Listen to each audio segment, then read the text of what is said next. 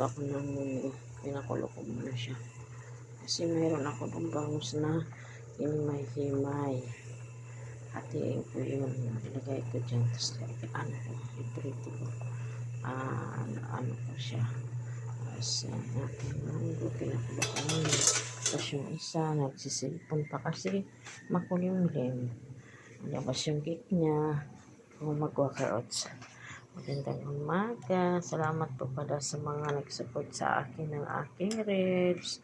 Basta may bakas po kayo, babalikan ko kayo. Basta wag kayo mainip kasi may ginagawa rin ang nanay.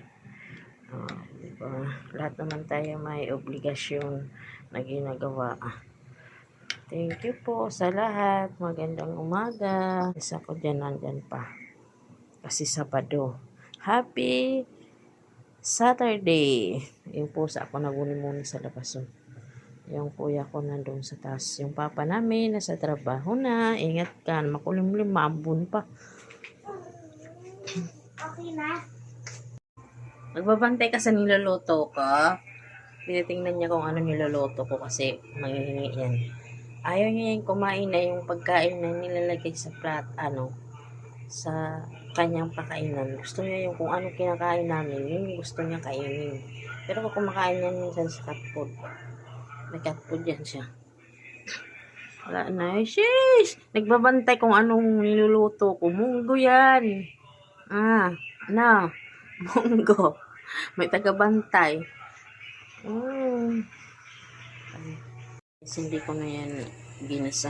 Pinakulo ko lang talaga yan. Ito yung ating bangus. Ayun yung may. Lagyan na natin. Tira yung sa New Year.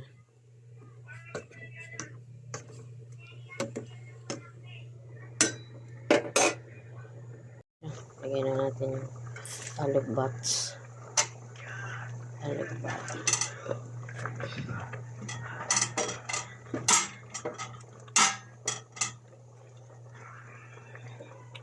Tapos saluin na natin.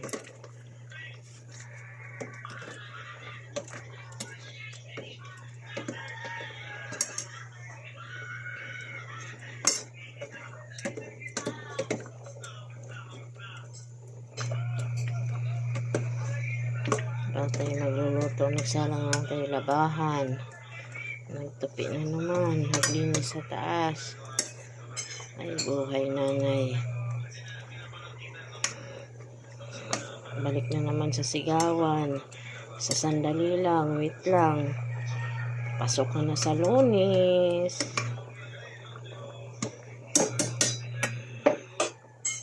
Okay na. Luto na.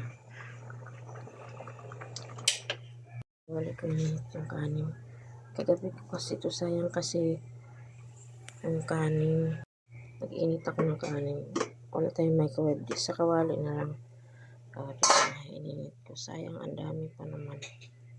Mahina lang siya. Walang problema kahit wala tayong microwave. Diba? Yung kanin.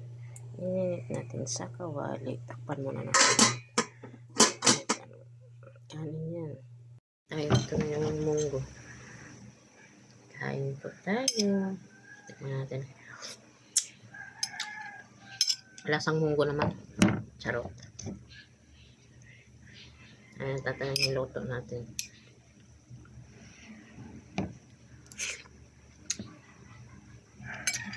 Ang anak ko nung nabunso ko, nauna kumain.